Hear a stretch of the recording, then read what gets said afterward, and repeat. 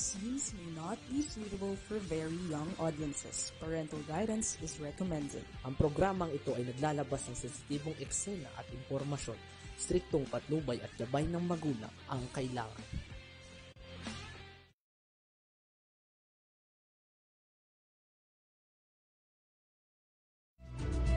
Okay, isang magandang tanghali po sa atin lahat. Ito na naman po yung lingkod Fenny Cudemos para sa ating balitang halian. Silipin muna po natin ang ating kakalsadahan.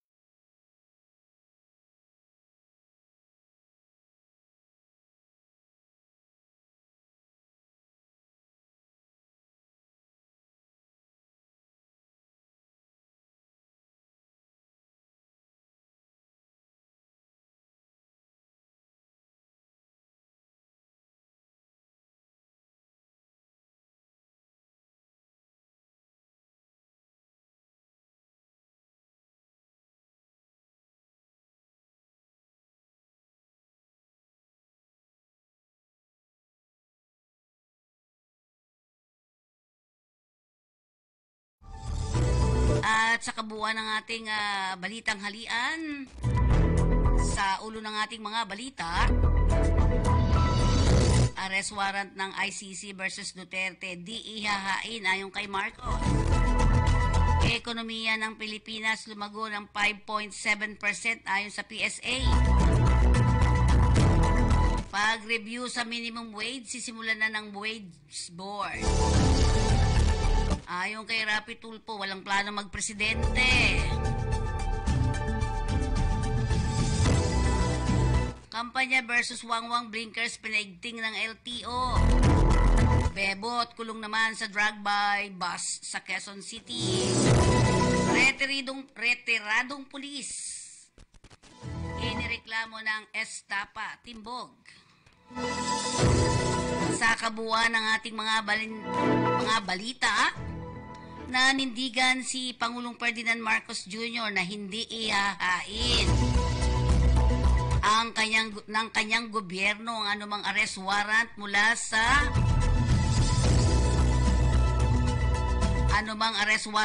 International Criminal Court o ICC laban kay dating Pangulong Rodrigo Duterte.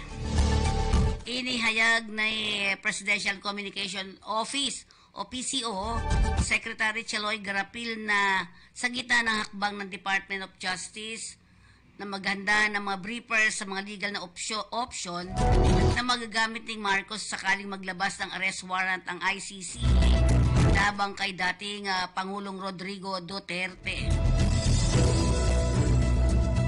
Sinabi ni Garapil, isang abogado na ang briefer ay hindi isang pagbabago sa posisyon ng Administrasyong Marcos. The President's stance on the ICC remains clear and consistent. However, it is a duty of the Department of Justice to explore all legal avenues and ensure that the President is fully informed of his option. Ito po ay ayon kay Garapil. Dagdag pa ni Garapil, this is standard procedure, not a change in a position, ensuring that our administration remain prepared for any scenario. Yan ang dagdag ni Garapil.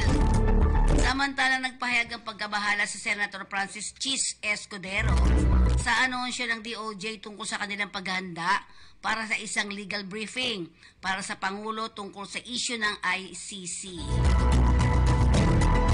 Ayon kay Escudero, ang naturang pahayag ay hindi nakakatulong para maging maayos ang relasyon ng Pangulo sa mga Duterte. Nagtataka rin si Escudero kung bakit kailangan pang magpatawag ng isang press conference ang DOJ para sa isang normal na procedure.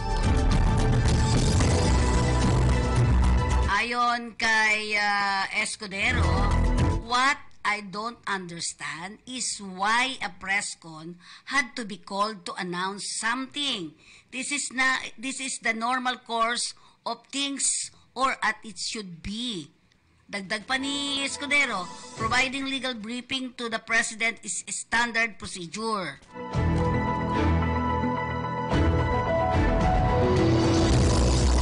Samantalang lumago daw ang ekonomiya ng bansa sa unang quarter ng taong 2024 batay sa ulat ng Philippine Statistic Authority. Ayon kasi sa PSA, tumaas daw ng 5.7% ang gross domestic product noong unang quarter kumpara naman sa 5.5% noong fourth quarter ng taong 2023 at 6.4 naman noong Enero hanggang Marso taong 2023. Sinabi ng gobyerno noong April na inaasahan nilang lalago ang ekonomiya sa pagitan ng 6 at 7.0% ngayong taon. At ang data ay nagpakita na ang paggasta ng sambayanan ay bumagal mula sa 5.3%, ngunit nagtala naman ito ng medyo solidong pagtaas ng 4.6%. Sa unang quarter, ang mga export ng mga kalakal at serbisyo ay tumaas naman ng 7.5% sa pinakahuling quarter, bumawi mula sa 2.5 pagbaba nitong nakaraang quarter. Pangunahing contributors sa mabilis na paglago ng ekonomiya na ang financial at insurance activity na may 10%, wholesale, retail, trade at repair ng motor vehicles ay motorcycle na may 6.4% at manufacturing na may 4.5%. Lumago rin daw ang annual growth ng lahat ng major economic sectors gaya ng agriculture, forestry at fishing industry. Sinabi naman ni National Economic and Development Secretary Arsenio Balisacan, ang nagpapasigla sa ating optimismo sa aming optimismo ay ang makabuluhang turned around ng paglago ng sektor ng net export na bumangon sa 9.5%. Samantalang nanatili ang mga alalahanin ng mga prospect ng ekonomiya ng bansa ay ang El Nino na nagdudulot ng tulong panahon at tagtuyot ay nakapinsala naman sa sektor ng mga agrikultura na humantong sa mas mataas na presyo ng pagkain na nagpabilis ng inflation sa ikatlong sunod na buwan nitong Abril hanggang 3.8%. Sinabi pa ni Nicolas Antonio Mapa, senior economist ng Inbank sa Manila, na ang paglago sa unang quarter ay sinusuportahan ng net export contribution. Iyan ay export minus import na kung saan ang stalling import dan surging export ay makabuluhan. Ang pag-i-import ay bumagal kasama ang paghina ng pinakapansin-pansin sa mahalagang kapital at hilaw na material sa pag-import ng karaniwang ginagamit upang himukin ang paglago ng ekonomiya. Ito ang winikan at idinagdag na ang El Nino ay maaring makahadlang sa paglago. Pagre-review daw, nakatakda na umunong simulan ng ilang regional wage board ang pagrepaso sa minimum wage rate, alinsunod na rin sa kautusan ni Pangulong Ferdinand Marcos Jr.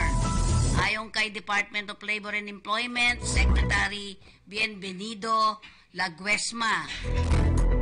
Unang magsasagawa ng review ang Regional Tripartite Wage and Productivity Board sa National Capital Region sa susunod na linggo. Susundan naman anya ito na may 10 pang regional wage board sa Hulyo o Agosto. Sinabi ni Laguesma na bahagi ng pagre-repaso ang pagsasagawa ng public consultation at public hearing. Magkakaroon din aniya ng pagpupulong RTWPB kung saan ikinukonsidera ang pag-input, opinion at posisyon ng mga lumalahok sa public consultation hearing. Inaasahan naman kaagad na maglalabas ng wage orders base sa resulta ng consultation. Hindi kinukonsidera ni Senator Rapi Tulfo na na tumakbong presidente ng bansa na para sa kanya ay isang sakit sa ulo.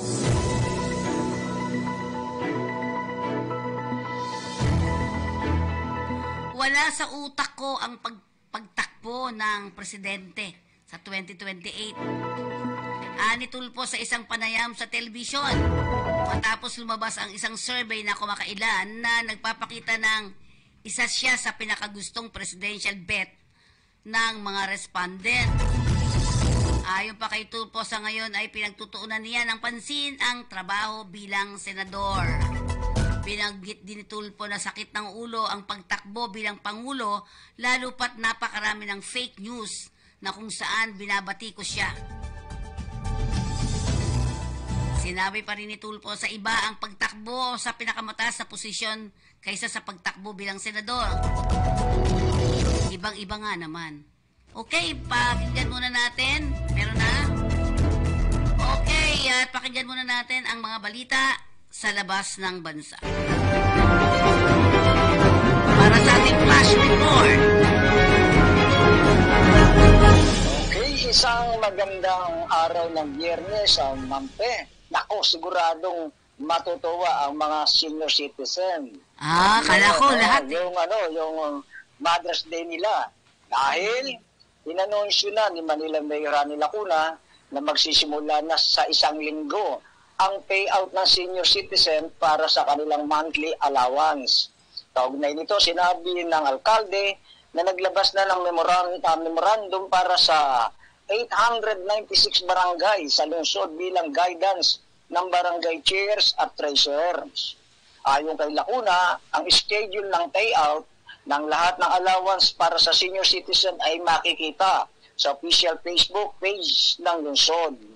Ang Office of the Senior Citizen Affairs o OSCA sa pamumuno ni Elinor Jacinto ay nagsasabi na mayroong 180,000 senior citizen sa lungsod ng Maynila.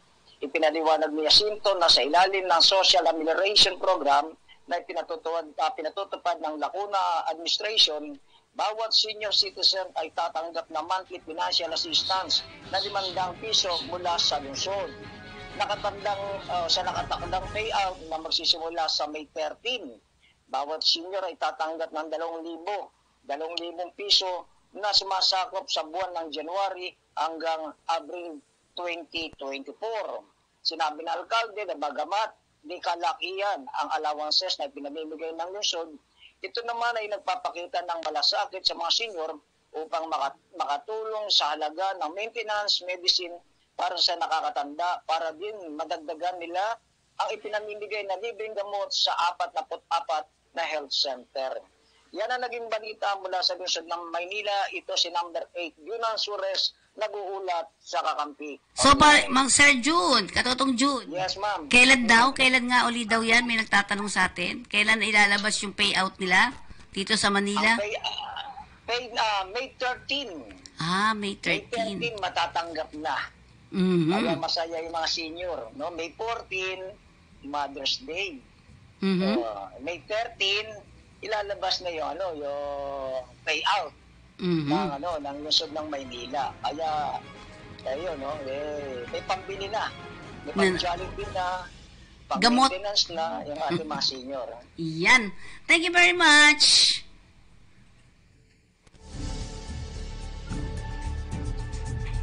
Okay, balikan natin ang tungkol naman sa nakababatang kapatid ni ACT-CIS Representative Erwin Tulfo.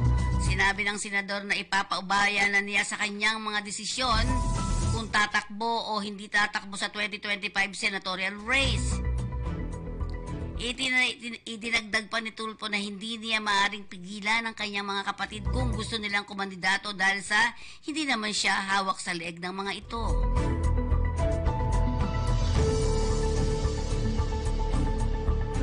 Parang sinasabi hindi niya hawak sa leeg ang mga kapatid niya, kaya pwedeng tumakbo kung anong gusto nila.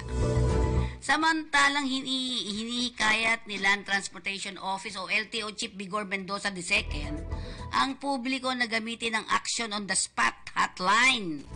Pakilagay mo nga dyan itong 0929-292-0865 para ipagbigay alam ang mga sasakyan na gumagamit ng sirena at blinkers sa mga lansangan ng bansa sa Metro Manila. Particular sa Metro Manila, no? 0929-292-0865. So, ipagbigay alam ang mga sasakyan na gumagamit ng sirena at blinkers sa mga lansangan, particular daw sa Metro Manila. Ang pahayag ay ginawa ni Mendoza bilang pagtalima sa utos ng Pangulong Ferdinand Bongbong Marcos Jr. na ipagbawal ang paggamit ng mga motorista sa wangwang at blinkers.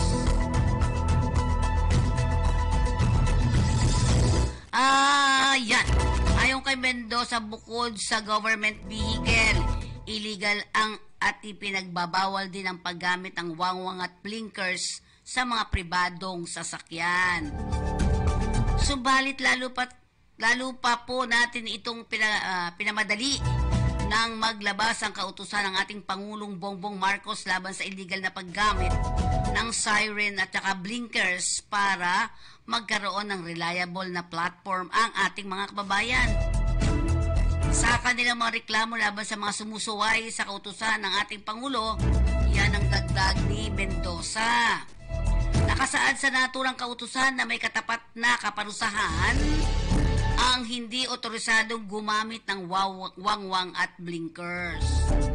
Tangi ang mga taga-AFP, NBI at PNP at fire trucks lamang o mga hospital ambulances at iba pang emergency vehicles ang pinapayagan ng batas na gumamit ng mga ito.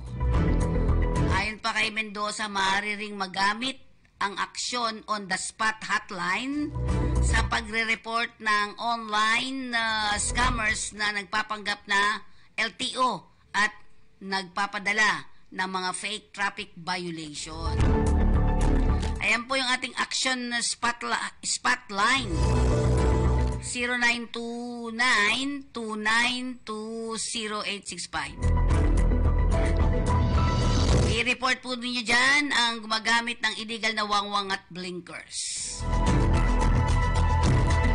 Himas res ngayon ang isang drug suspect na babae makaraang makuhanan ng higit 183 na halaga ng shabu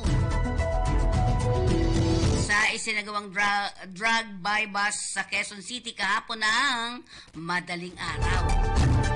Kinilala ni Quezon City Police District QCPD Director Police Brigadier General Redrico A. Maranan ang suspect na si Laila Taup, 47 years old, na residente ng Barangay Central Diliman, Quezon City. Ayon sa report,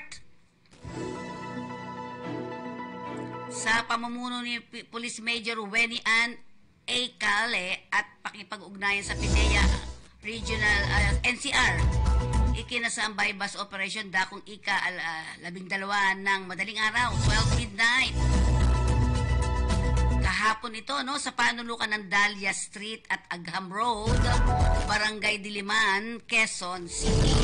Bago ito natanggap ng mga impormasyon, ang mga operatiba tungkol sa illegal na gawain ng suspect, agad mo nang bineripika ang impormasyon hanggang sa pagplano at pumuwesto sa mga operatiba o ang mga operatiba. Nakuha mula sa suspect ang 27 na gramo ng shabu na nagkakahalaga ng 183,600. Yan, 183,600 pesos. Isang coin purse at ang bypass money na ginagamit sa transaksyon. Maharap ang suspect sa kasong paglabag sa RA 9165 o yung tinatawag nating Comprehensive Dangerous Drug Act of 2002. Pinuri naman ni Maranan si Cale at ang mga tauhan ng DDEU sa walang tigil na operasyon laban sa illegal na droga. Bagsak sa kulungan ng isang retiradong pulis na nambibiktima ng mga dating pulis na nagnanais na malinis ang kanilang pangalan upang makakuha ng benepisyo sa Quezon City. Sa operasyon isinagawa ng Philippine National Police Integrity Monitoring and Enforcement Group at Criminal Investigation ang Detective Group na aresto si retired Executive Master Sergeant Romeo Palasique sa isang fast food sa Barangay Bagong Lipunan, dakong ika-1 o 1:40 ng hapon nitong Miyerkules. Nag-ugat ang operasyon ng mga operatiba sa reklamong estapa ng isang pulis o isang dating pulis. Ayon sa complaint, pinangukuhan siya ni Malasique na aayusin ang kanyang drop from roll status sa PNP upang makakuha ng benepisyo at makapagretiro ng maayos. Nagbigay ang complainant ng di umano'y 50,000 o 50,000, subalit nagduda siya nang muling humingi pa ito ng 25,000 si Palasique. Nakaramdam ang biktima na niloloko at pinaiikot lamang siya ni Palasique, kaya agad itong nagpasaklolo sa IMEG. Tinakma ng suspect na nang magkaabutan ng 25,000 mark money. Sa ngayon, naharap sa kasong estapa at paglabag sa Republic Act 9485 o Anti-Red Tape Act ang suspect sa Department of Justice. Apila naman ang IMEG sa publiko na agad nang magtungo sa kanilang tanggapan kung may mga pulis o dating pulis na nag-aabuso. Sa kasuklukuyan, ito'y nasa IMEG Custodial Facility sa Camp Crame. Happy Mother's Day po, Ma'am Juliet. Aling Juliet, Happy Mother's Day po sa lahat, no? Dinaon siya, no? Thank you very much. Tito Nel Talavera, hello. Sa inyo po lahat, sa ating mga nanay. Happy Mother's Day po sa inyong lahat. Okay, ulat panahon muna tayo.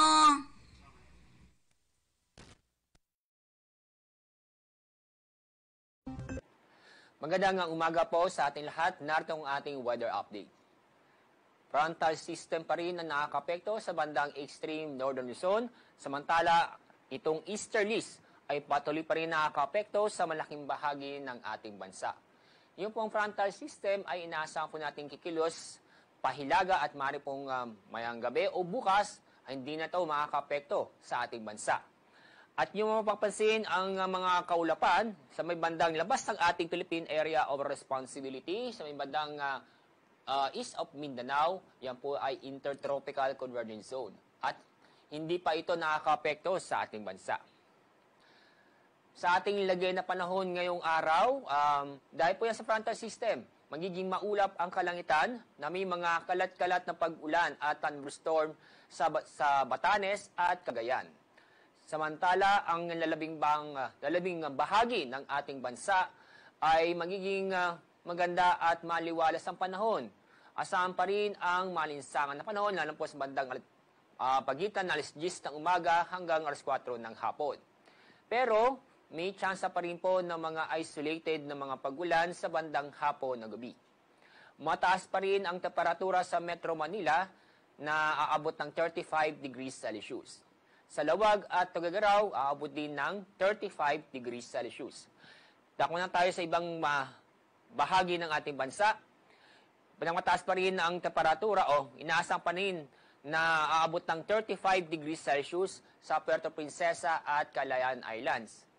34 degrees Celsius naman sa Zamboanga, 35 degrees Celsius sa Metro Davao. Pagdating po sa ating 3-day weather outlook sa weekend po, patuloy pa rin na magiging maganda at maliwalas sa panahon sa mga lugar po sa Luzon. Asahan pa rin po ng mga isolated na pag-ulan. Inaasahan pa rin natin ang malinsangan na panahon, lalo po sa bandang alas 10 ng umaga hanggang alas 4 ng hapon. Aabot pa rin ng 35 degrees Celsius sa Metro Manila. Sa Baguio City, 25 to 26 degrees Celsius. Sa Legazpi City, aabot po ng 32 degrees Celsius. Dako tayo sa mga lugar po sa Visayas. Asahan pa rin po ang fair weather, maliban pa lang po sa isolated na mga pag-ulan. 32 degrees Celsius ang forecast nating maximum temperature sa Metro Cebu. At sa Iloilo City, 32 to 33 degrees Celsius. At good evening po sa Tacloban City, naabot din ng 32 hanggang 33 degrees Celsius. Dako tayo sa bahagi o sa ilang lugar po sa Mindanao. Isolated na mga pag-ulan po ang inaasahan po natin sa bandang hapon ng gabi sa susunod na 3 araw. 34 to 35 degrees Celsius ang forecast nating maximum temperature sa Metro Davao. Sa Cagayan de Oro City, abot po ng 32 to 33 degrees Celsius. Sa Zamboanga City, inaasa po natin na abot ng 34 degrees Celsius. Ang araw pong sisikat mamaya pong 5:30 ng umaga. Ang araw lulubog sa ganap na 6:15 ng hapon. Yan po ang ating weather update mula sa Pag-asa. Ako po sa Alzar D. Aurelio.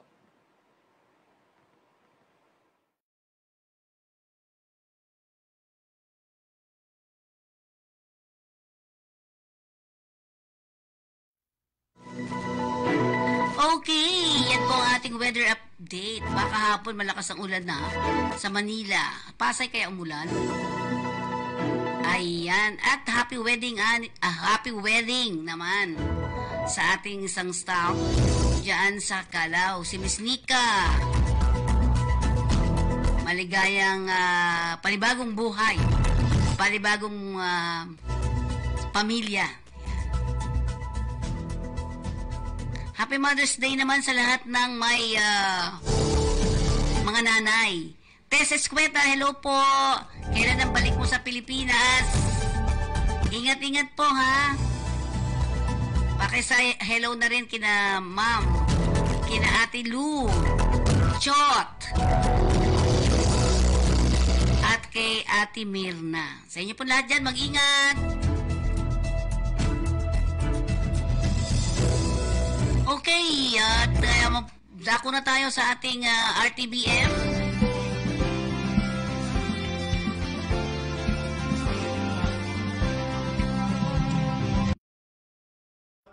Na may bilang na around 10,000. Sila po ay bahagi ng mga 15,000 fishermen at farmers sa aming lungsod sa General Santos. Kaya po sila ay nagagalak. Kita po ninyo yung palakpak nung ikaw ay pumasok. Mahal po kayo ng mga taga General Santos. Katunayan, nung eleksyon nung nakaraan, out of the 276,919 actual voters po, ang nakuha nyo po ay 156,703. More than majority po. More than one half.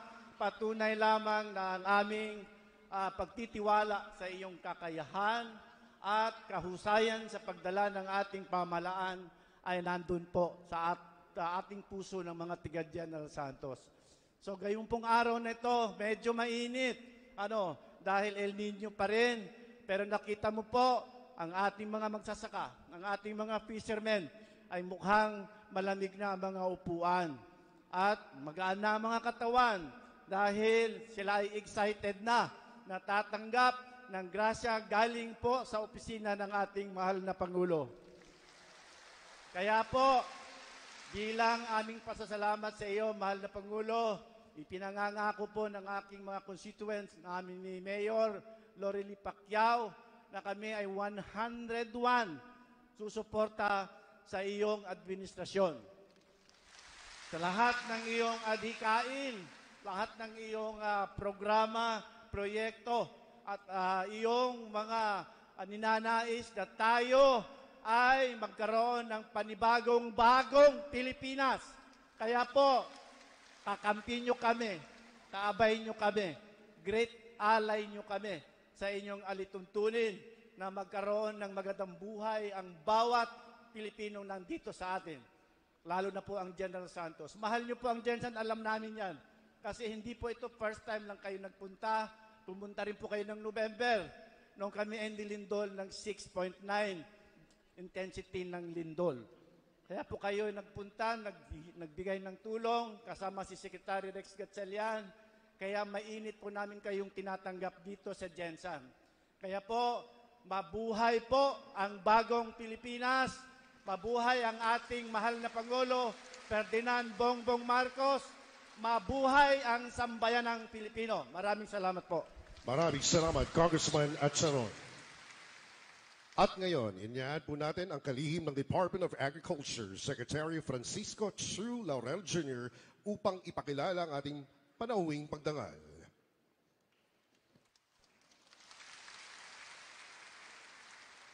Ladies and gentlemen, the President of the Republic of the Philippines, His Excellency Ferdinand R. Marcos Jr.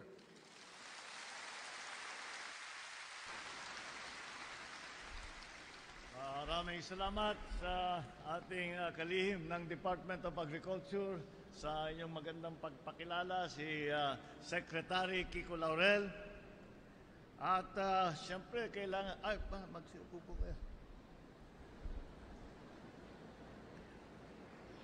At siguro, hindi na pa kailangan ipakilala. At babatiin ko na lang ang idol ko, ang idol nyo, ang idol nating lahat, ang dating senador at babalik na senador, Senator Manny Pacquiao.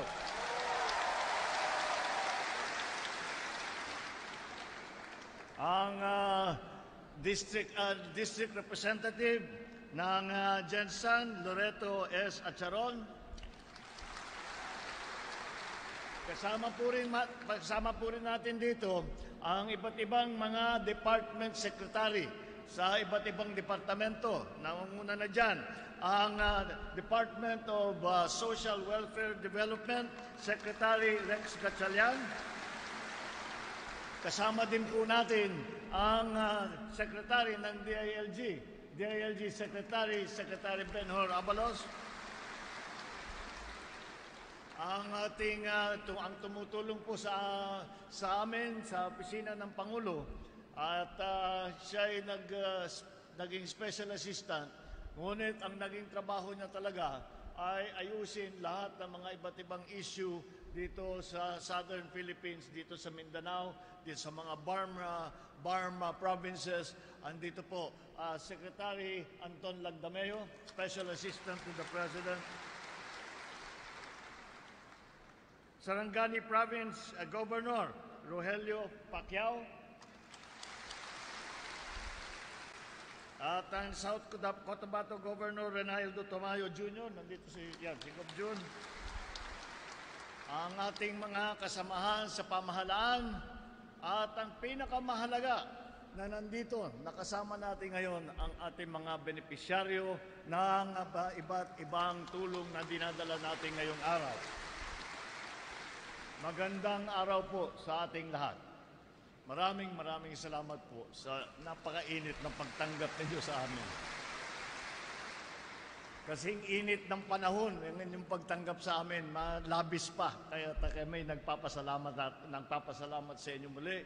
At kagaya ng sinabi sa atin, ibinida sa atin ng ating congressman, ay magpapasalamat din po ako sa inyong suportang ibinigay na buong loob na ibinigay sa nakaraang halalan.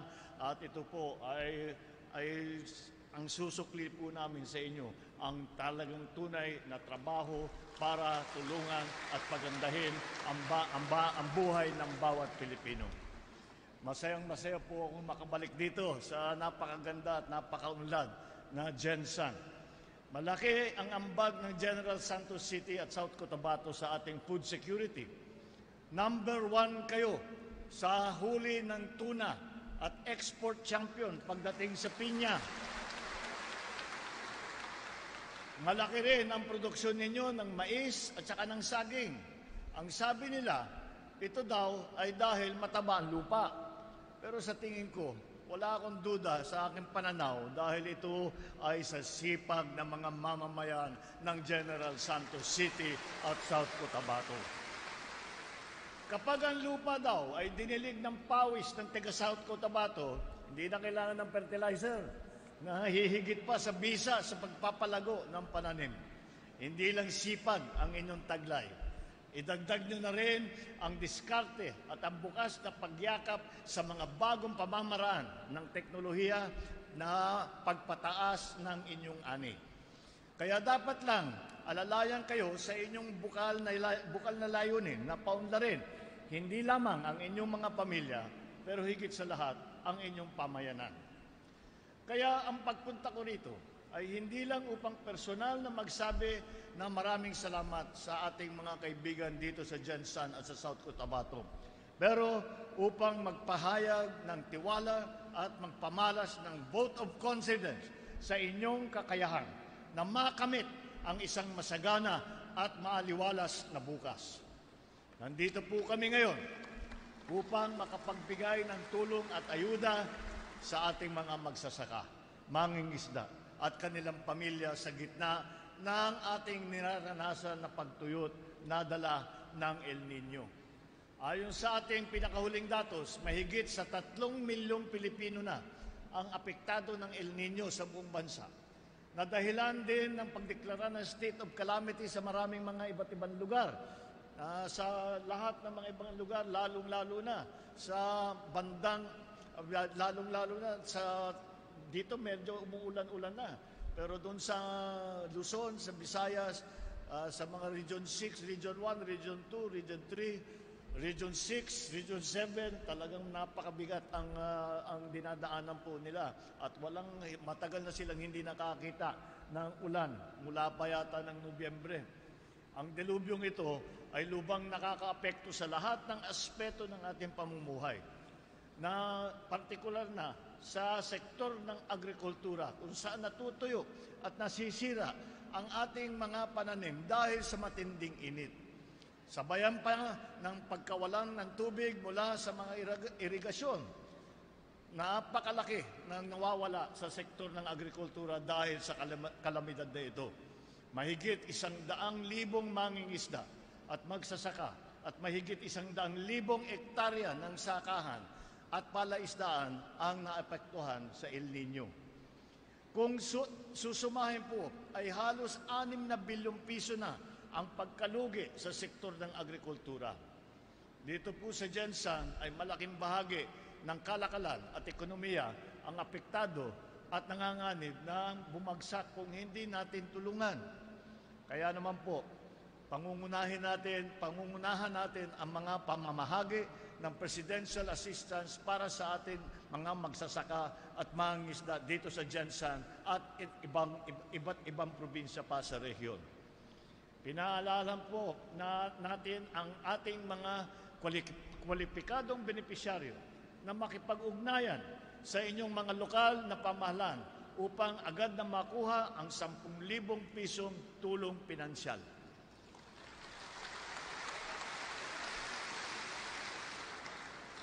Ito po ay iba pa sa mga tulong na magmumula sa iba't ibang ahensya ng pamahalaan.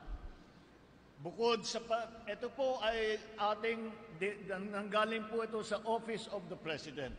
Dahil po, marami po tayong programa para tulungan. Meron tayo yung AIX, meron tayo yung TUPAD. Marami po tayong programa. Ngunit, sa pag-iikot ko at nakita ko, ay sabi ko, mabuti na meron tayong maibigay. Ngunit, napakahirap ang dinadanasan ng ating mga kababayan, lalo na nagsasaka, lalo na yung mga mangingisda. Ay sabi ko, meron naman tayong pondo dito sa Office of the President. Kung saan-saan pa tayo, imbis na gamitin natin kung saan-saan pa, ito na, idagdag natin para sa pondo, para sa pagbigay ng ayuda ng ating mga kasamahan. Bukod sa patuloy na serbisyo patubig at irigasyon para sa ating mga magsasaka, ang Department of Agriculture ay patuloy na mag-aabot ng mga kagamitan, ng abono, ng pataba, at mga pasilidad sa pag-aani. Gayon din ang ayuda at serbisyo sa mga palaisdaan. Ang DSWD ay narito rin upang mag-abot ng 10,000 pisong tulong pinansyal mula sa Assistance to Individuals in Crisis Situations o yung tinatawag na AIX sa 10,000 kwalipikadong benepisyaryo at kanilang mga pamilya.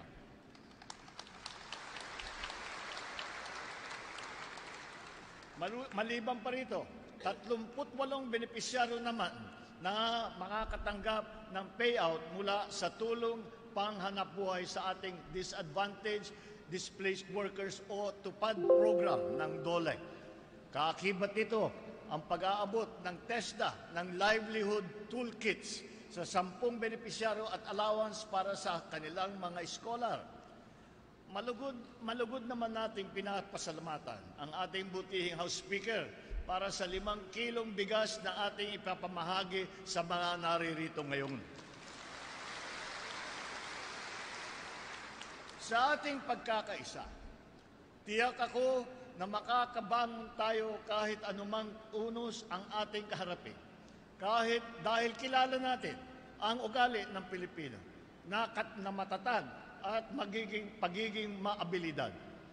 Magtulungan po tayong lahat, kasama ang mga ahensya ng pamahalaan, mga lokal na pamahalaan, mga komunidad, upang malampasan natin ang mga pagsubok na ito.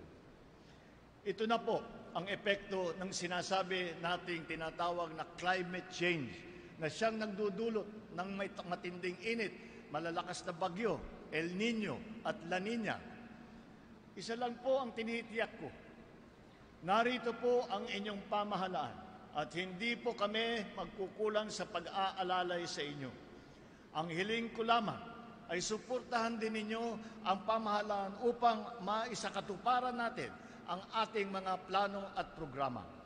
Gamitin po natin ng maigi ang mga ipinamahagi nating tulong ngayon upang mapag-ibayo ang inyong kabuhayan. Sama-sama po nating itaguyod ang bagong Pilipinas kung saan ang bawat Pilipino ay nakikilahok sa pagpabuti ng kalagayan ng lahat ng bawat Pilipino rin. Ito po ang aking sasabihin lamang at ipapangako sa inyong lahat. Hindi po ito minsanan lamang. Hindi po ito ginagawa na pagdating lamang na habang nandito ako. Ito ay isang programa na patuloy nating gagawin hanggat kinakailangan. At sana yung mga sa inyo na nangangailangan ng tulong, huwag po kayong nahihiya, huwag po kayong magdalawang isip. Lumapit po kayo sa mga local government, lumapit po kayo sa ating mga iba't ibang ahensya ng gobyerno upang malaman din namin kung sino ang nangangailangan ng tulong upang ito ay mabigyan kaagad namin na matugunan natin at mabigyan natin ng tulong. Yan po ay masasabi ko na maasahan po ninyo ang inyong pamahalaan. Asahan po ninyo na ang pamahalaan nasyonal ay nandito po. Kahit malayo kami at nasa Maynila kami, nakabantay po kami sa inyo at tinitignan po natin, tinitiyak po natin na kung sino man ang nangangailangan ng tulong ay mabibigyan ng tulong. Yan po ang unang katungkulan ng isang Pangulo. Yan po ang unang katungkulan ng bawat opisyal ng pamahalaan. At ito na rin ay gagawin na rin natin katungkulan ng bawat Pilipino para mapaganda ang ating minamahal na Pilipinas, para may abot na natin ang bagong Pilipinas. Maraming salamat po. Magandang tanghali po sa inyong lahat. Maraming salamat po, mahal na Pangulo. Sa oras na ito, inanyahan po natin ang ating mahal na Pangulo na pangunahan ng pamamahagi ng presidential assistance para sa ating mga piling farmers at fisherfolk na apektado ng El Nino. Ating tunghayan ang ceremonial distribution ng presidential assistance sa mga piling farmers at fisherfolk sa probinsya. Muli po ito yung likod, Fanny Cudemus, para sa ating balitang halian. See you po sa Monday. Siguro tinatanong mo kung bakit ka nandito. Extra income, investment, negosyo. Para ba sa overseas Filipino na katulad ko yan? O, aminin mo, naisip mo yon, no? Sige, hayaan na lang natin ang facts na magsalita. 1, 2, 3, game! Baka hindi nyo alam Mahigit 20 years na ang Freedom Business na tumutulong sa mga overseas Filipinos. Libo-libong overseas Filipinos na ang natulungan ng Freedom Business upang maging secure ang iyong pinaghirapan sa abroad. Ang ating mga kababayan sa Middle East, Asia, Europe, Australia, US, Canada, at iba-iba pang bansa ay sumali na dito. Dahil kung saan man may Pilipinong may work abroad, nandun kami. Sa Freedom Business, matututo ka kung paano ang tamang paraan humawak ng inyong kinikitang pera, kumita ng dagdag na income, at tuloy-tuloy yung pasok na pera kahit ikaw ay nag-retire na.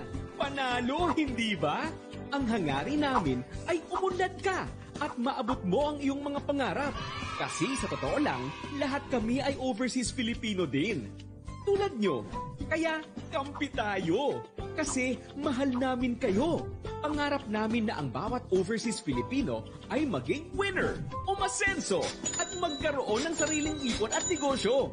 Mula sa pag-appreciate ng kinikitang pera hanggang sa panghabang buhay na kita mula sa investments at sa pagbibigay ng oportunidad sa ordinaryong overseas Filipino para magkaroon ng lehitimong negosyo at career.